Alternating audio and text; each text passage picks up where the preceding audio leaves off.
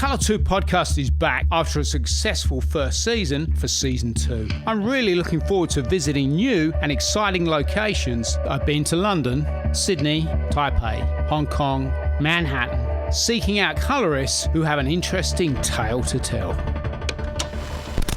Ready to have some fun? If you look inside it, you can see every possible color. So Leo, thanks for showing me around 235. It's a great setup you got here. Thank you for coming to know our company. You're welcome anytime. It's been this is the first podcast from South America, so let's explain to everyone. We're in Bogota, and first ever chat, or first time I've ever been into the area. This is for holidays or work or anything. We're running some training later in the week, and I did a bit of research on who to talk to, and all roads led to you. So you must be doing something right. So tell me, what sort of things you do here at 235? 235, it's a company, 235 Digital. It's a company mainly for color grading. Yes. That's we have digital lab and other services, but the main core it's color grading.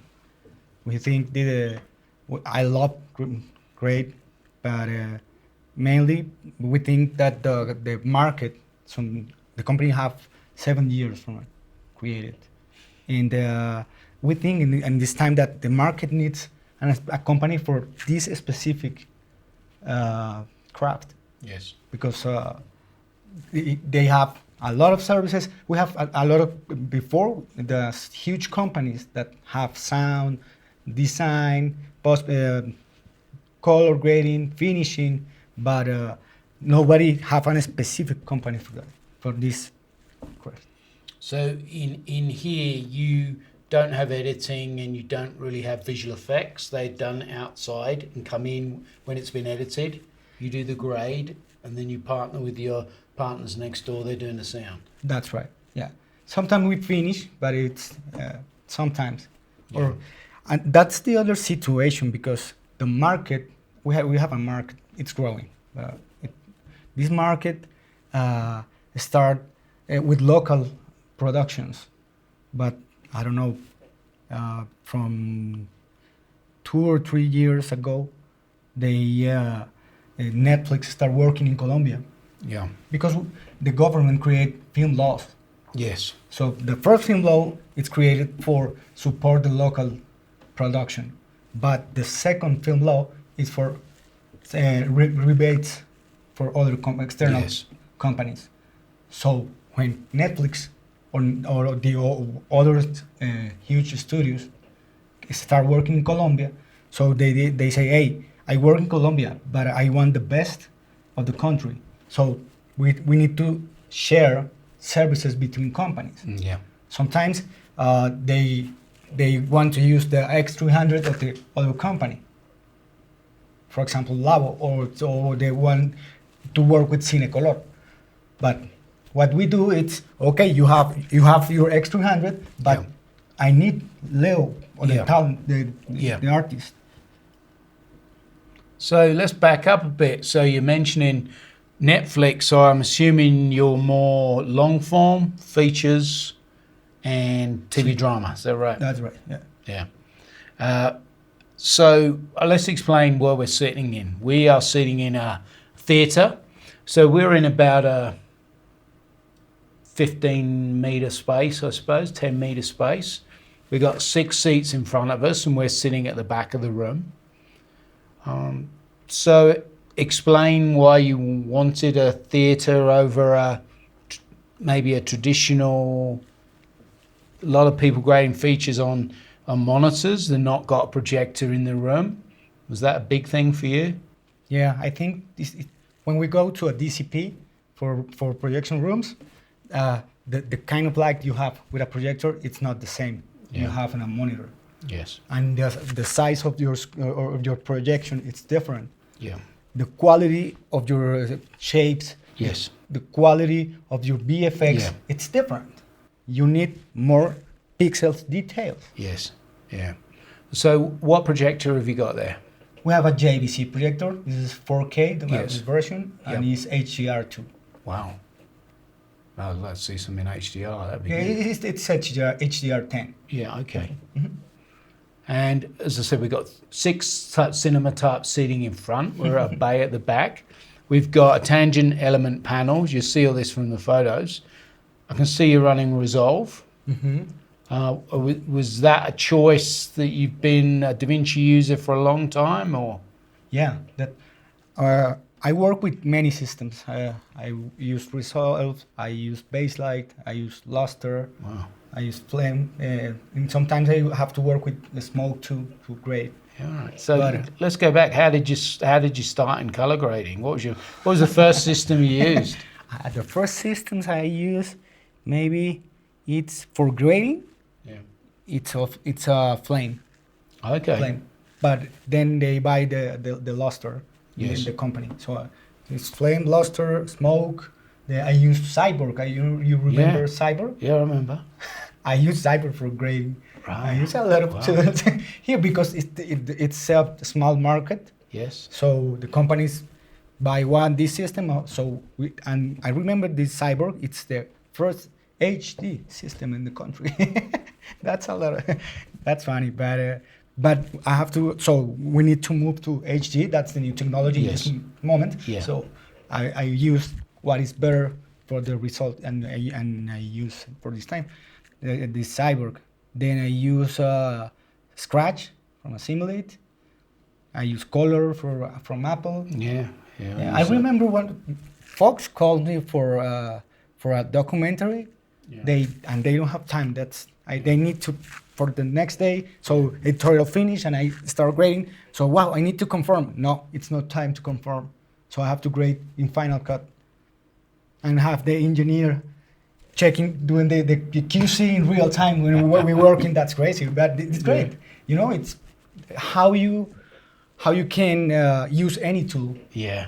for do your work. I think it's so many people say in Mexico that it's not the sword, it's a warrior. So maybe you have to be the ability to work in what tools you have. Yeah. Now we have Resolve, and I think this is an amazing tool. The speed of development of Blackmagic, it's amazing. The DaVinci, is it running on a Mac or a Linux or a PC? Did you think I'd buy a Linux system or We are based on PC. PC system? Yeah, Okay. The main reason is because we think that in PC it runs faster than Mac. Yeah. And we can build and we can change our GPUs. Yeah. What cards have you got in there? Titan X. Do you ever bring a monitor into this room and grade with it or not? Sometimes when we know, for example, it's the last movie for Netflix, we have to put the monitor, but the DOP wants to use the projector too. So And you've got your projector running in P3? sometimes Sometimes. for Netflix, no, it's not possible. No. They only work. Yes. Mhm. Good. No, I like the room. It's cool. It's a nice room. Wow, and find the house, the place can get this area. It's hard. It's very hard because we try to find the specific house. And you say, we remove these walls, but it's complex. Or sometimes no, you can't remove these walls, or it's complex. And creative thinking specifically for projection. Yeah. Let's have a little run, just to have a run your reel there. Is this what Sure. we're looking at? So do you do commercial stuff as well, or is it mainly? Yeah, no, it's not many. This is a specific demo reel that Yeah. we made because Technicolor opened a facility in Mexico. Yeah. So we will go to start working with them. Okay. So we prepared this demo Yes. reel for this specific situation. So do you go up there and work in Mexico with them, or do you remote grade with them? Now we have a small place who work there, but we have the same option for the other companies and the other producers. Yeah. So I go to make service in Mexico. Sometimes when I am in Mexico and I have to do some work for Colombia, I work remote. Okay. That's great. I think it's difficult in the way you are not sure if you are specific details.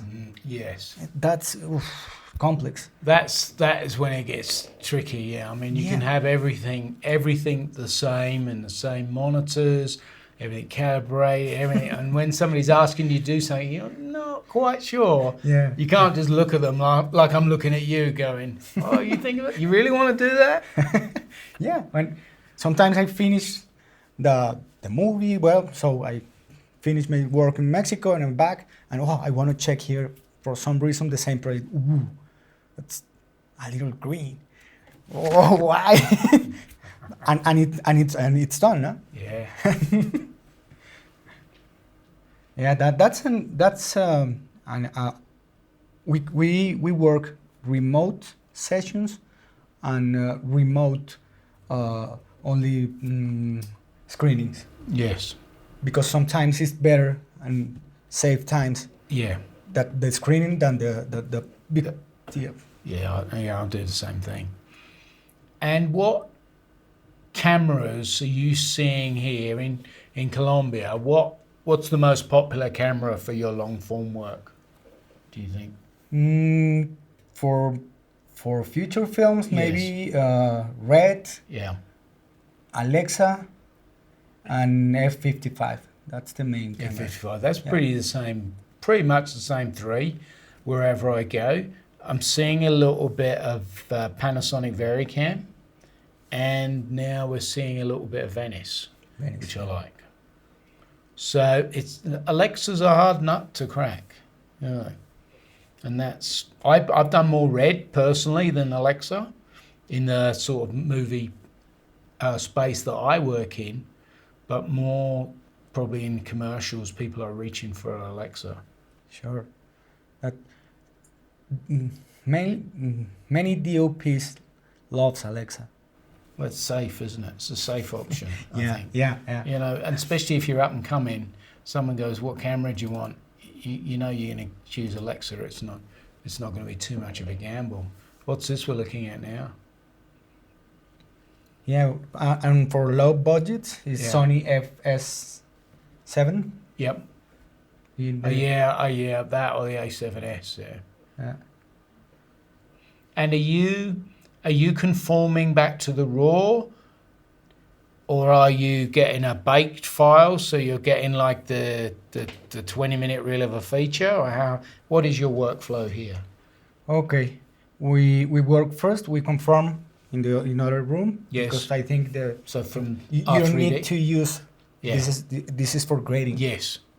You have a problem in your company if you use the resource Yeah. in the way that yeah.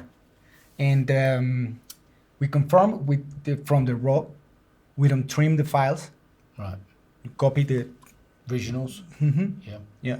Sometimes it's better because you save. Well, that's why I would storage, trim. yeah. Yeah, I normally can't.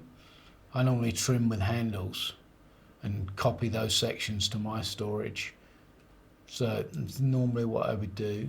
And then, and what's the editing software of choice here for feature films? Avid and Media Composer. Right. So you're getting an AAF, are you? Normally from the editorial. Yeah. Sometimes Premiere, but it's Yeah, mainly Still more- much like Oz, yeah. Still mainly Avid in the higher end thing. And then you conform the visual effects shots as well. They come to you at that time, initial grading, and you add those individually, or they normally put in by the editor, or do you do it? No, wow. The VFX, I work in Flame. Yes. I'm a VFX artist. Yeah. So sometimes it's more because I like to remember my Flame days. I use Fusion. You like to remember the money from those days. That's what you like to remember. Yeah.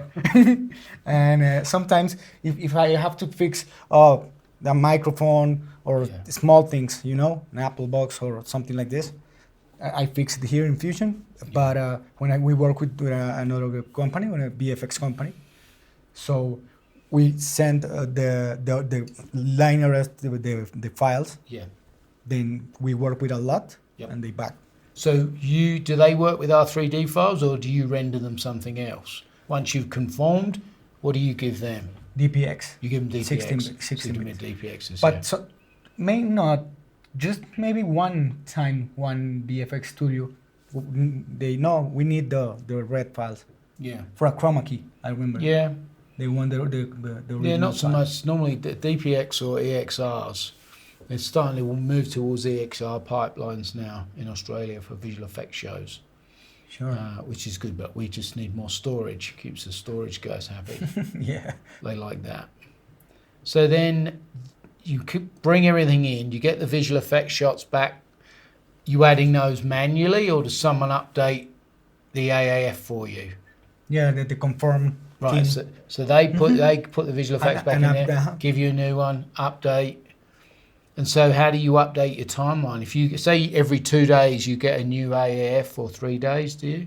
Then how do you use color trace or something to keep your grades updated, or link remote grades? No, when it's VFX versions, Yeah. we create a fusion effects.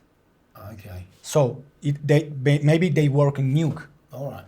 But if you get the same name file, so you give to the studio, they put the same name and I replace and resolve.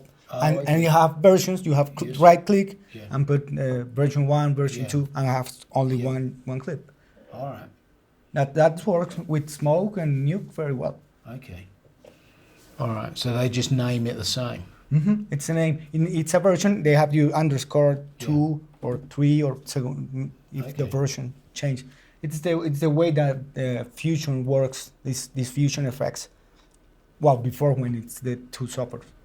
And you said you use the Fusion coming from a flame background. How do you find Fusion? Is it similar or very different? No, it's different. It's I I grow with discrete logic. Of course. So Well, it's a bit like Avid. Is flame still the top of the tree, isn't it? You know, Yeah. it's hard to dislodge that. A, the amount of users or people that are using it, and B, it's still the top box to use in most commercial places. I know Nuke is used for a lot of long form visual effects, but commercials finishing high end, then normally it will go into a flame at some stage. yeah. So what do you do in Resolve apart from color? Do you like doing some of the other things in there? Like, No. would you fix stuff a bit in Resolve, or are you using the plugins much? No. I use mainly for grading. I use all the curves. I use a lot of curves. I I love like the curves. the curves. For me, it's very important. And that's because that's how you grew up in Flame and Luster using it a little Yeah, bit. last story is There's nothing wrong. Like people often say, well, the right and the wrong way. I say, well, there's quite a lot of different ways. Not always the right or the wrong way. It's the tool that you like to use, and you can be fast in. Well, for example, these balls I don't use it. I use knobs. Yeah, I use so printer lights. Printer lights, and Printer offset lights exposure. and Yeah, knobs. I precision. Yeah. Maybe for a creative situation when I try to find something. yes, But when I'm in my day-to-day work, yeah, it's knobs yeah. and printer lights. And you have these. We're looking at the element, folks. You have these mapped out, so you got printer lights on these buttons. Yeah, same as you can your keyboard. Yeah. Oh well. Yeah, good. Well, I think so. There's lots of people doing that, and like I've often referenced before here, you know, people grading big jobs, they don't even have a panel at all. They just programmed everything to their keyboard, and maybe a pen for drawing maps and things like that. Yeah. The 2 years from now, I found this guy they map all the software in a sound mixer. Yeah, I don't know. You see this, I've seen a picture. and I of buy it remember and I that. use it, Yeah. and it works fine. Yeah. It's 99 of the software map on with this DJ Yeah. surface. It's different. I all my life I like to try new things. Like new beta of 16 version. I want to use it. Yeah, That's straight I in. love it. I need to change. I think that when you are a colorist, you don't have to be specific steps for all the projects. Sometimes I know some colorists that use the same tools all his life. Mm. And I know okay, for this, maybe if I use this tool, this new tool, okay, great, works. Or maybe this other development, Yeah. and it's great. DCTLs, it's amazing. Yes. It's a new world for me. Yeah. So you have to. No, a bit of program. Yeah. Is that you? You can do that? Yeah. Yeah, you're a clever guy. I'm learning. Yeah. I'm not the best, but No, that has opened up a lot of options, which I think is pretty cool, because it's there, and for Blackmagic to make that available, the people can come up with some really good ideas to put into the DCTLs, and I think that's nice. yeah. So, in terms of your competition, what's the grading like in Bogota? What are the other options? Are there big post houses, small little iMac like places, I call them, doing color? Is it a bit of everything? Yeah, I have for example, Labo. It's one of the companies we work together, but they have a PC system too with a mini panel, and they have an Asan. They are Cinecolor. This is from Argentina. They work with Resolve maybe right now. They're working with Scratch too. That's crazy. But when we start grading, I'm the first. In Colombia, we don't have film laboratories. No. So the colorist doesn't exist. All right. So when we start with the digital intermediate, the producers, what is this color grading? And, what? How much? How much? Why? And we need to start to, Yeah. for the market to understand. Yes. That's a very important Yeah. part of the process. Yeah. But it's hard. It takes time. I would say it's hard because you could get away with not color correcting something and you would still have a program. It wouldn't look very good. And I suppose the same way you could get away without doing too much in the sound. It wouldn't sound very good. But at the end of the day, you do have to edit and you obviously got to shoot.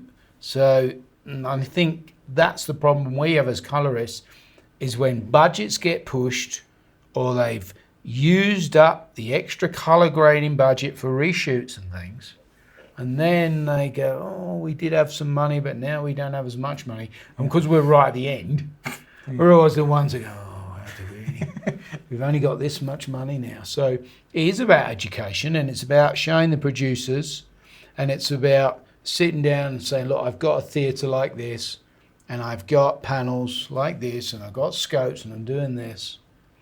Are you in the CSI, the Colorist No. Society? You should be. I want to. You should apply because of what I've seen here, definitely. Sure. Yeah. And it's interesting that no film labs, so not much of a Colombian film history then. No, so when we finish, I have to travel to Mexico or to Venezuela or to Argentina to print the films. Wow. So the final decisions on the lab with the timer, Yeah. I made it. Right. It's not the DOP because I know technically what I do. Yeah. So the relationship with the laboratories, it's mine. So all the movies I travel and makes this final decision in the lab. So I learned a lot. Yeah. That's amazing. No, that's good skills to have, having lab skills and done that colour timing with a timer. Just important background skills, I think. Yeah. No, definitely cool. All right, well, let's have a little walk around the facility. Right. And, let's see what else we got here at 235. So we're walking out of the theatre. If I smash into anything, it's because it's very dark and I've just got off an aeroplane all the way from Australia. So this is our reception area.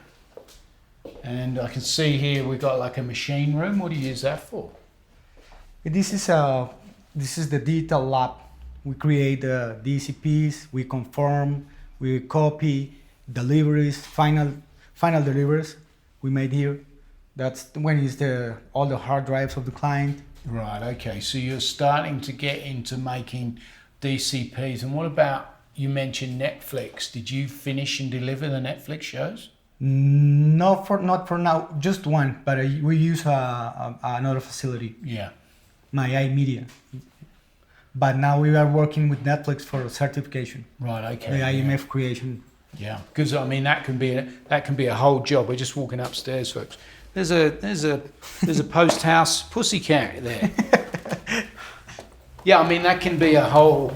It's a sort of a new finishing role, I suppose, that's been created. Whether somebody in a Post House takes on that role, and I think you're in a good position for that because you've got to have a certain amount of knowledge, you've got to have the monitoring, you've got to have the expertise, the drives, the machines that are fast enough. And that's putting you above the next guy. Or maybe the guy that can just do the grading but can't do the finishing. No.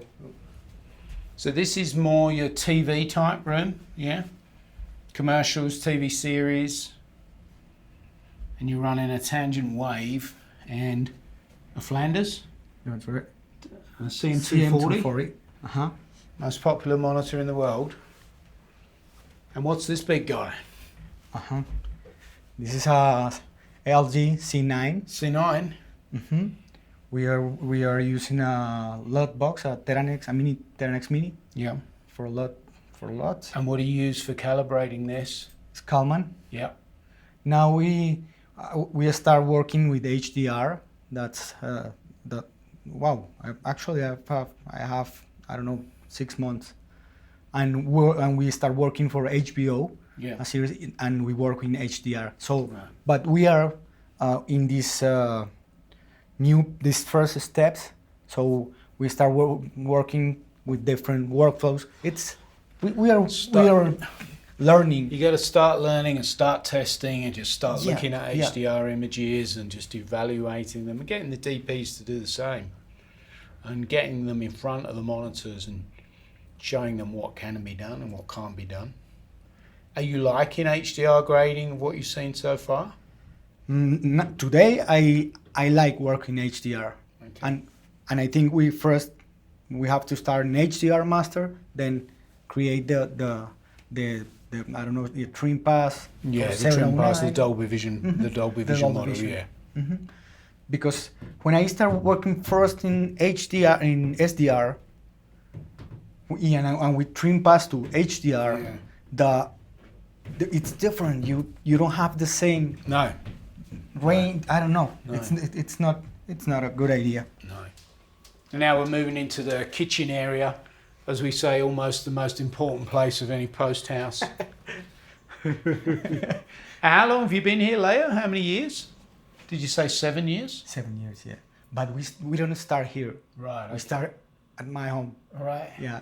And one day I'm working, and Jose, it's my partner, say, "Wow, I have these boxes. For what? For what? Go to other place." So we grow the company in my own, in my home.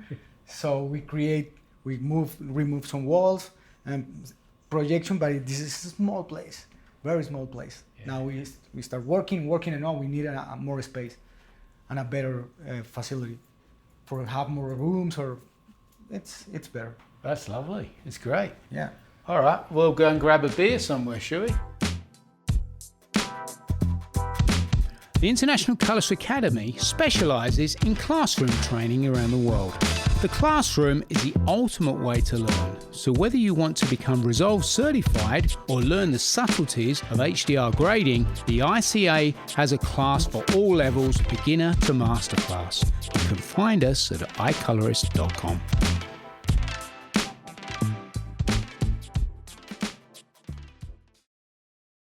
Now you make IMFs in Resolve? Yeah. And Yeah. how are you finding that? Because a lot of people use hardware solutions. How are you finding it in Resolve? No, I create the IMFs, then I start the certification with Netflix, and technically it's okay. It's certified by Netflix, the IMF creations.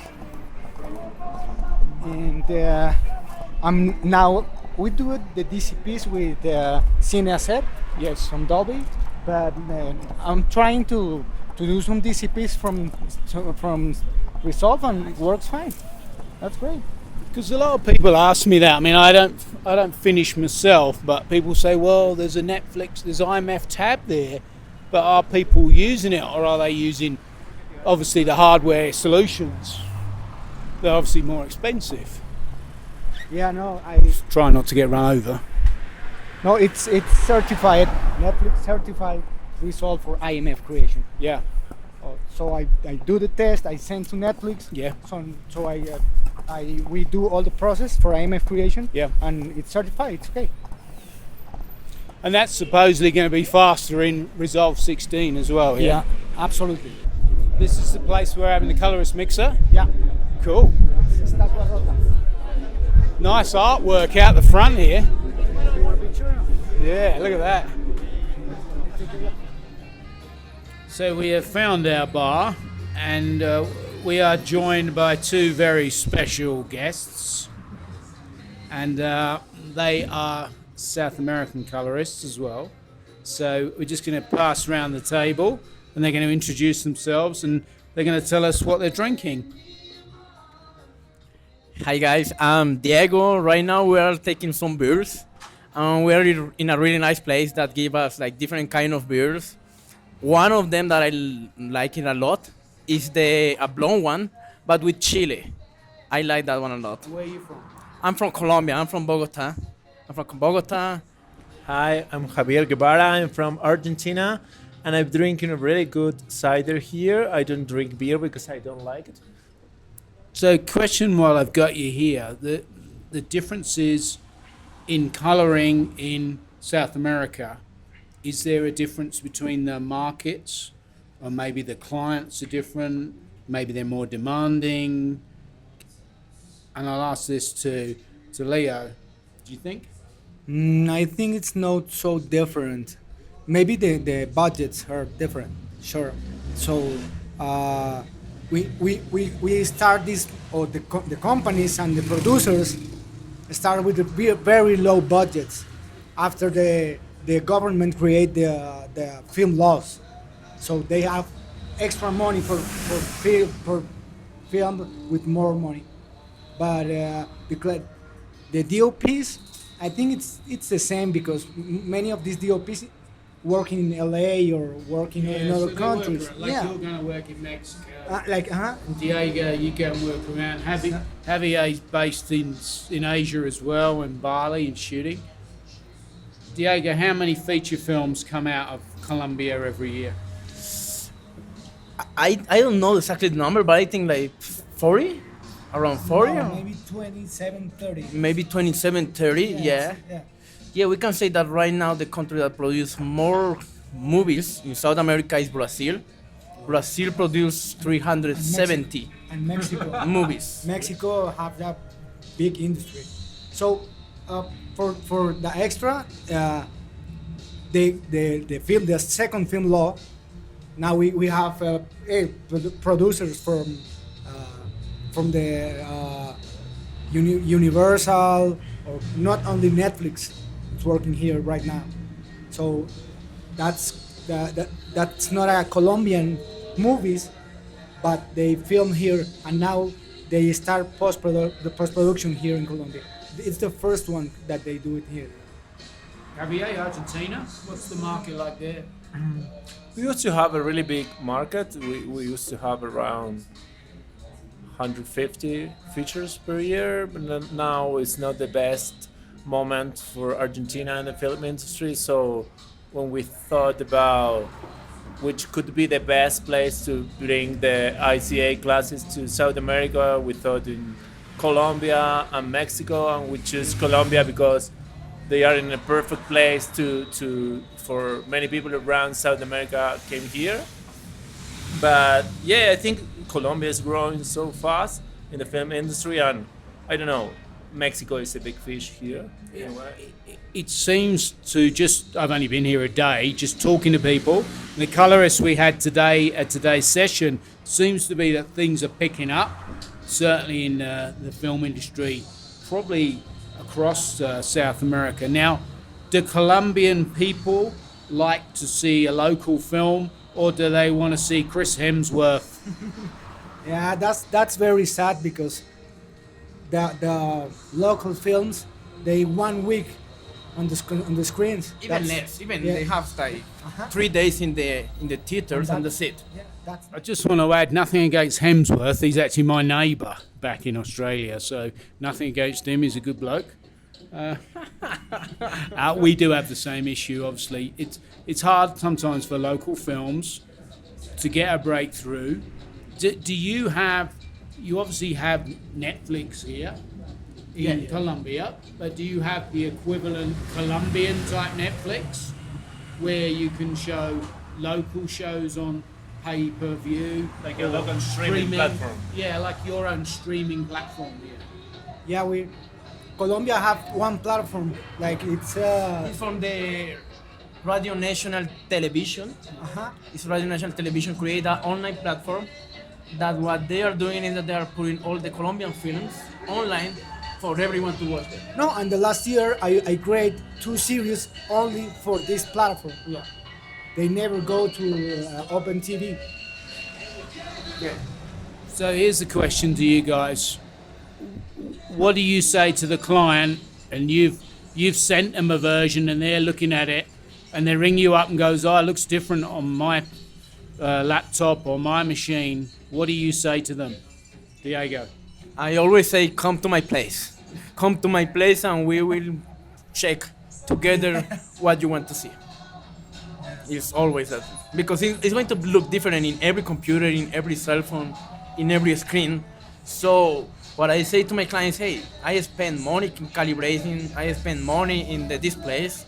So the best way for me to have an average of screens is for you to come in my place and check with both what you want to see.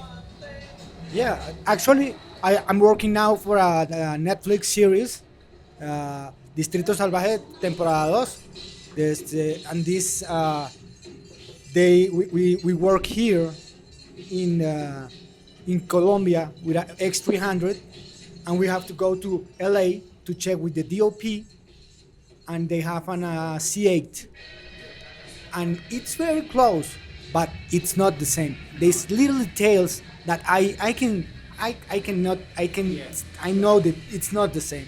So it's a difference in this professional displays. What do you think in the monitor of the computer? So Leo, you're saving up for an X300 or a Flanders. What? No, wow. You're saving Saving money. Yeah. to get an X300? No. Yeah, no. Or do you prefer to buy a car? Yeah. Take vacations, take beer with my friend, take some beer, some whiskey. No, actually, for HDR, I think it's not a good moment for our market to have spent all this money in this monitor. And for example, Sony have 3 different versions in how many times? 4 years, 3 years of the same monitor. And this market, we can pay that. So C9, I think, is a very good option, and we can change it. I traveled to Canada, to Alter Ego, and I talked with these guys, and they told me we use C8 monitors, and it's very easy to change. If we go to a local market and we buy a new one. Javier, you're Argentinian, you're here in Colombia, you live in Bali, you work in Singapore. Do you think it's easier to move around now than it ever been? Yeah, for me it's easier in a way, and I love to work grading remotely and on other hand, and for me, based on my experience, I really like to work online or remotely, because I feel that people start to talk more about feeling, that try to push you to do something like a chosen operator. Say, okay, warm, cold, desaturated. And when you have a meeting and you send them a proposal, like an image proposal, you talk about this proposal. It's not about show me before, show me after. Okay, blended 60%, 70%, 71. I like it. It's more about, and I'm cinematographer also, so I think it's the same experience I had as cinematographer. At the beginning, you have 2 lights and 2 flags, and you can move it. But after that, you have 20 lights, million of flags, and you need to start to learn how to express the things roughly in a way and choose the right artist to bring this. So for example, if I'm working with Leo and I choose Leo because I like the way he works, I have to give him the freedom to express himself in the work. So I really don't believe in this like be on the grading room and push the colorists. I think I choose a colorist. I have to give them the main idea and give them the time and the space to work. I work in the same way. Many of my DOPs more closer. I work alone. Then he came and we finish our work, and that's the end. That's the reason that we are storytellers.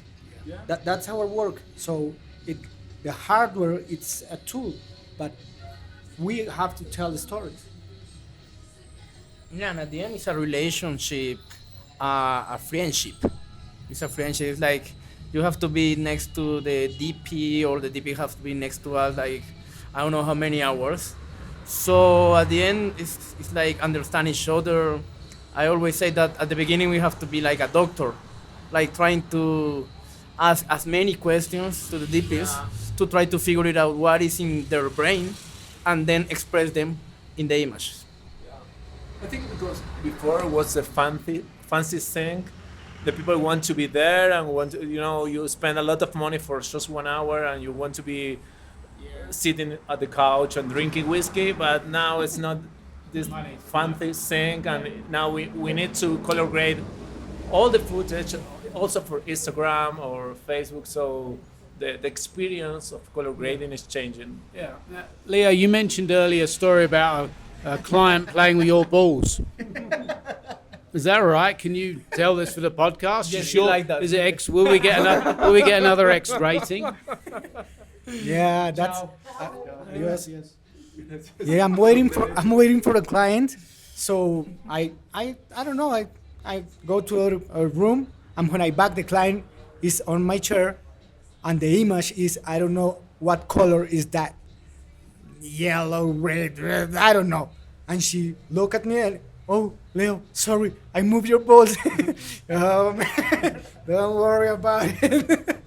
For the three of you, if you are grading a feature film that's pretty well shot, I'm going to ask you how many nodes, this is resolved, could be layers if you're in luster or stacks, or how many would you, I don't want you to tell me, I want you to put up in fingers at the same time, how many nodes would you typically use on a pretty well shot normal type job? Go.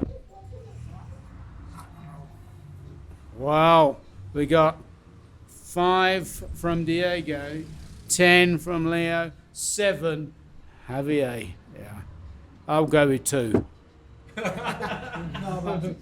No, I'm joking. The reason it's because I have the option for the client if showing the before and after of any of the process that I made. Yeah. So I try to not mix many tools in one node. Yeah. That's the reason, because I work with client and they want to know what I do, and I can show it easily. Yeah, even we were talking with Diego 5 minutes ago about that. Maybe you check online some picture of Otero and other big colorists, and you check it. They have just 3 serial nodes, and they are not labeled. So it's a completely different way to do it, But Senor, you having the same as me, yeah? Yes. We'll have a jug of that. A jug, okay. Yeah, definitely. Excellent. And perfect. You guys? I have my whiskey. So. Good. Yeah. Perfect. Yes. We are in another mode.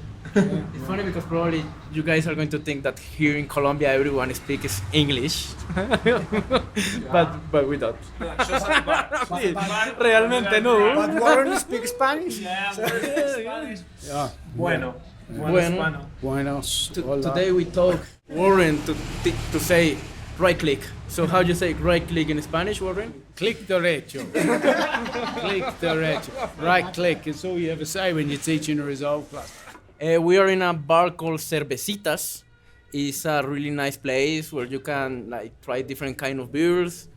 It's not a really busy place, but that's what I like it of the place. Thanks, Leo. Thank you, you. Please, this podcast, it's very important for all Latin America. We are extremely happy to you are here with us. That's very important for us that all the people who hear your podcast can know what happened in Latin America. Latin America, it's very important right now. We are working for many years and we are very professionals and we are really big friends here. And thank you for you. Yeah. Thank you. Yeah, thank you so much, Warren. Salud. Thanks for listening to the podcast. I hope you enjoyed the show. Please tune in next month for another edition. If you have enjoyed the pod, then please leave feedback on iTunes or iColorist.com. Who would you like to see featured on the next Color Tour podcast? You can contact me at Color Tour Pod on Twitter.